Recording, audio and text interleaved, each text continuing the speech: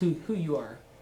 Well, my name is Ella Smith Justice, and I live in Wise, Virginia. I'm from Dickinson County, Virginia originally. I grew up in a tiny town called Clintwood, which is approximately an hour or so away from here. It's where I was raised and where my family still lives right now. I am married to Joshua Justice. He is the Dean of Students at UVA Wise, and so we live close to his position because he has to be right there in case anything happens. And we have one little boy named James Vincent, and we live with our dog and our cat, Bella and Trix. So we call them Bellatrix collectively. And like I said, my folks still live in Clintwood, Randy and Connie, and my in-laws live close by. Vincent, Debbie, I'm mentioning everybody here. My nieces, my sister, my brother-in-law are close by, and we have family in Tennessee as well, so I know all about. And what is your position here? Yes, that would be helpful, wouldn't it? I am the Spanish professor here, associate professor of Spanish. Um, I got my graduate degrees. I have a master's in Hispanic and Linguistics from the Ohio State University, and my PhD in foreign, second, and multilingual language education from the Ohio State University. So one day would like to get into teacher preparation and continuing education for world language teachers, specifically Spanish, here in Central Appalachia, because it's a big need that we have. We've got classrooms that are unfilled and people need qualified teachers, and yeah. So, as a person who has this desire to, teach a language and help others teach the language, did you have that desire as a kid, or what did you want to do as a kid? As a kid, I always wanted to be a teacher. I had the inherent desire to be a teacher. I didn't know what. I just knew I wanted to probably work with kids, and school just seemed fun. You see the teachers in your life, and it seems like they have a good time for the most part, and it seemed like a fun thing to do. And when I was in high school, I took Spanish, but it wasn't really on my radar necessarily. It was something I had fun with, but I didn't really see that as a career goal necessarily, because I grew up in Central Appalachia, and it didn't seem, at the time, it was a different time, like a big need. But now, as times have changed, the world's grown, borders are blurring, people move around, and we do have that need here in Central Appalachia, certainly all across the country. So when I got in college, I kind of got bitten by the Spanish bug because I took courses, and I went back and forth between being a Spanish major and a history major, back and forth, back and forth. Changed my major like once or twice a year, like officially on the paper, And then I ended up getting 2 degrees in Spanish and history.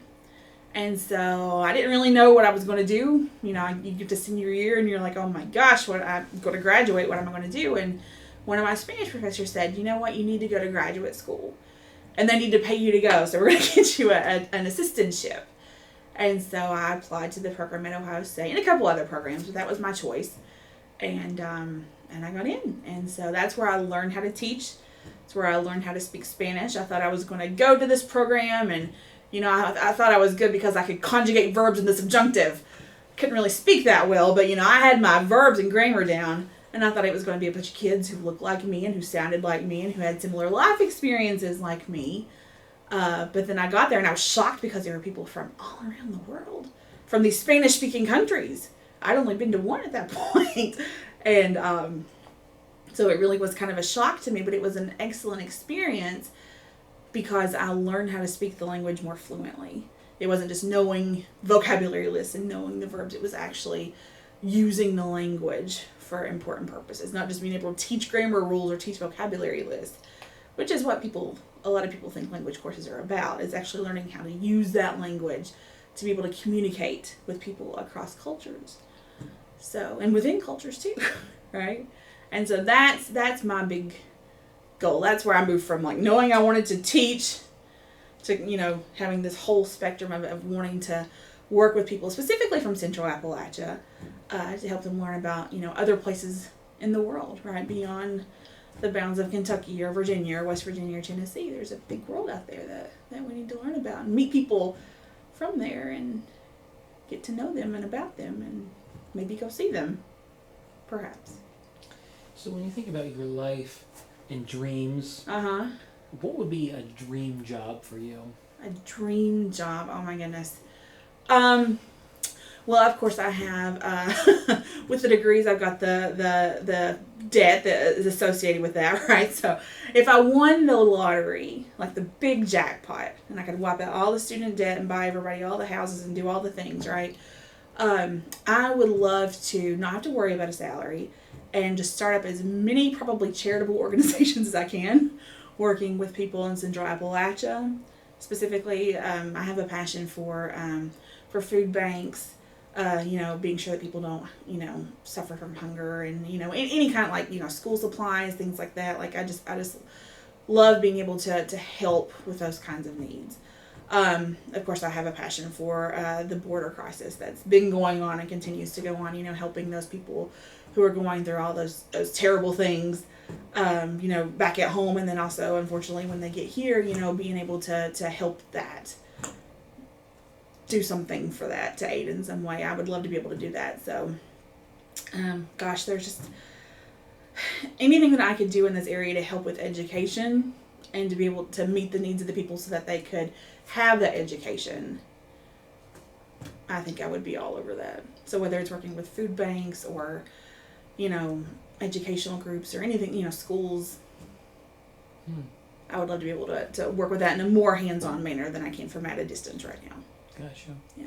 So when you think about your call, if we were to put it into a sentence, right? What is your call in life? I've thought about this. And in just this moment, I think I kind of changed it up a little bit. And it goes to what I was thinking about before. And it's not going to be just one sentence. I've always wanted to help others. But I think I also want to help others appreciate and respect and value others. So to get to not only learn about the world, but to learn about the people who live in the world, who live here at home, for people from Central Appalachia, but people who also live beyond that, and that they're not our enemies, they're very much our friends. There's no need that just because somebody had the fortune of being born someplace else doesn't mean that we don't have things in common, or that even if we're different, it doesn't matter, I think, and I even try to think about, my own son, he's 1, and trying to think, how can I teach him to respect other people and to value other people for who they are, not for any labels that somebody might try to put on that person, to treat them as a person. So I think that's it, to help people learn about others, but also learn to value and respect them and appreciate them. That was a big long paragraph for one sentence. Sorry. So with this call, do you feel like your current job aligns with that call? I do. Like I mentioned earlier, people think that in Spanish class, you learn grammar and you learn verbs, and you do that. Don't get me wrong. But, in some programs, the program is geared towards, helping people to go and see the world. And it's not that I don't do that. But for me, it's much more important for people to see how they can use the language within their lives domestically, and how they can help others, how they can be of service to others. So, what are ways here in Central Appalachia that they could utilize the language? If they, move beyond Central Appalachia when they complete their studies here, whether they go back home from wherever they may happen to be from, what's the way that they can take what they've learned in my classes and in all of our classes and apply that in meaningful ways to help other people. So I do think that I do get that opportunity, and we try to do different projects in class and things that align with that. So, or at least get students to think about that. Right. So as you try to generate new thoughts or challenge thoughts or expand people to understand the world is really a beautiful, diverse place, obviously people have also influenced you. Could you talk about one or two people who maybe made a huge impact on you to help you understand this call? Oh, goodness.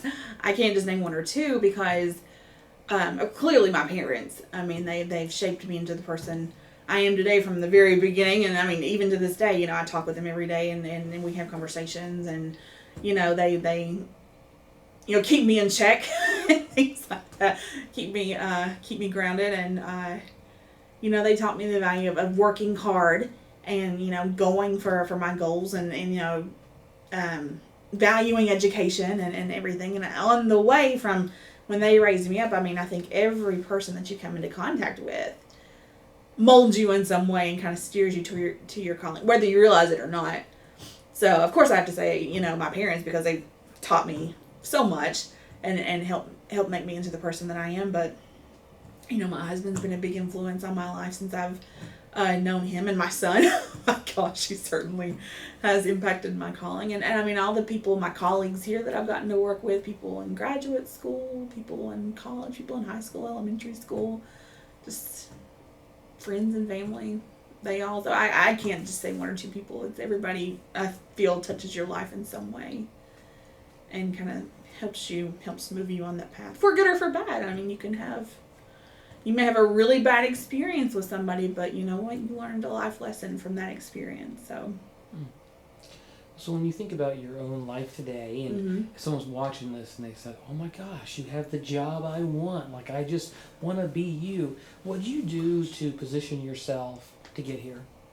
I pursued on with education. I mean, I graduated from college and didn't really know what I was going to do. I had been past Pikeville, and this is, you know, traveling from Virginia to Ohio. I had gone past Pikeville. At the time, I wasn't aware that Pikeville College at the time was here. You know, I didn't really know about it. So, you know, when I was completing my degree, my master's degree, and I was starting to look for the jobs and all that stuff, I saw the posting for Pikeville College, and they needed a Spanish instructor, and I said, wow, that's right, go past that place. And who would have known that it would become third home, second home to me? I mean, I lived here for a while. I don't live here anymore, but, you know, I basically live here because I come here Monday through Friday, so, you know, and then on the weekends as well sometimes. So, yeah, I think just really being persistent with my education, taking advantage of any opportunities that you can get, whether they're scary to you or not. I mean, of course, you've got to be safe, but you know, things that maybe are outside of your comfort zone. You know, I went to Spain when I was in college, and I went for it for 5 or 6 weeks, and that was huge. I mean, I'd barely been out of Dickinson County, Virginia. You know, I'd been to like northeastern Tennessee, and that was about it. Dollywood was about as far as I'd gotten, you know, and I think it's important for students to take advantage of those experiences, whether they're traveling, whether they're participating in conferences, whether they're going to interview somebody, or any volunteerism activities that they can, you know, be a part of. I think those are incredibly important because you learn something. You take something away from all of those. You know, I think back to our days of services working with the first year studies, and sometimes students don't always see the value maybe in what they did, even though they did something really important, right? Sometimes I think you have to reflect on those, and you have to say, hey, I did this and it helped somebody, and this is what I learned from that. So I think taking advantage of any opportunity in front of you that you're attracted to, but even you might be a little scared of it, I think that's important. Yeah, so that kind of comes right into my last question, is the idea of when a student sits with you, or any person really, you know, and they're just having a hard time. They might see somebody else and they say, well, this person has it all together. They have such a clear plan of what they want to do with their lives. They don't. But when a person doesn't know, what kind of advice would you have for them? To listen to themselves and to listen to God, if that's their belief system, you know, to listen to their heart and how they feel that they're being led, because, and certainly take into advice, you know, what other people are telling you, you know, the ones, parents, guardians, friends, family. I mean, that's always important, but I think it's up to the person to take inventory of who they feel they are and who they want to be, and what they think their heart's desire is, you know, and look at the opportunities that are available to them to help them get there. They may not be able to go into the program right now that they want to do, but there are steps that they can take to kind of work towards that. They don't have to give it up just because it's not right in front of them right now. And so I think that would be, is really take stock of what is valuable to them and what their goals are, and how they, you know, be realistic in making that happen.